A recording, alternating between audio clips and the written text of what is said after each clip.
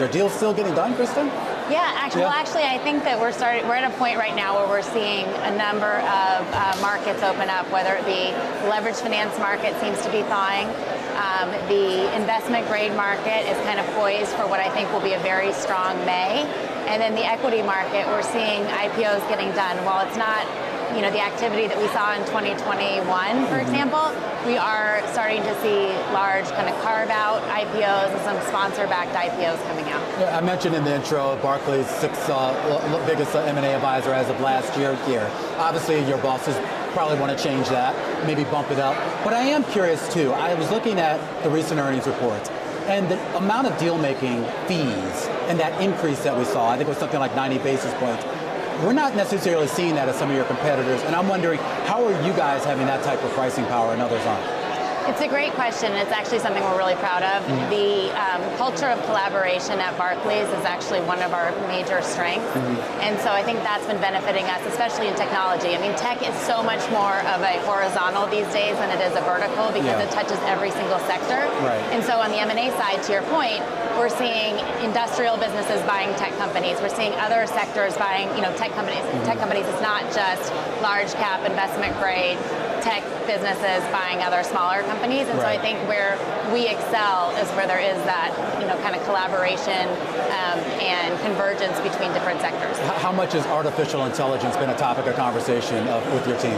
It's been a huge topic of conversation across all different industries because of the disruption that's happening, whether it be healthcare, consumer, real estate, financials.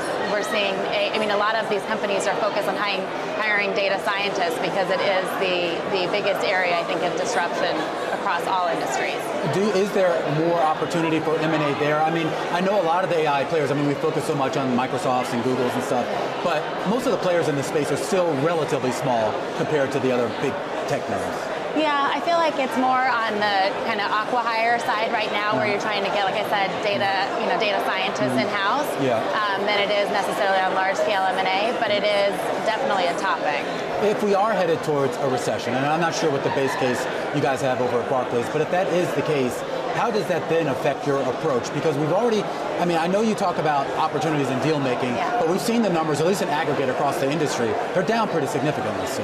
Yeah, but I actually do think we're approaching a window right now across all markets where I think there will be an increase in deal activity. As I said before, leveraged finance markets seem to be, opening up a little bit more.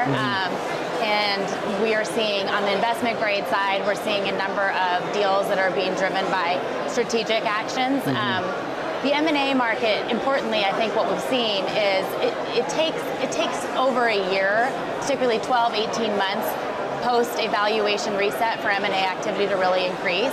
And on the strategic side, we're finally getting to a place where the bid-ask spreads between a buyer and a target are getting a lot closer. What do you think is going to be the catalyst for more deal activity?